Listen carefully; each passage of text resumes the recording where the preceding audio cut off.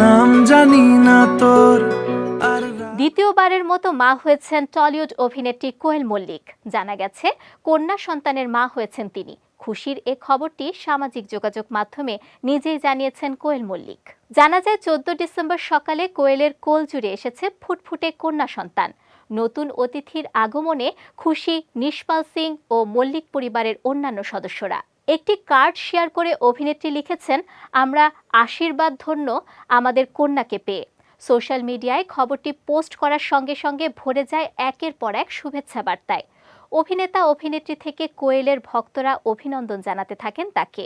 এর আগে কোভিডের সময় জন্ম হয় অভিনেত্রীর প্রথম সন্তান কবির।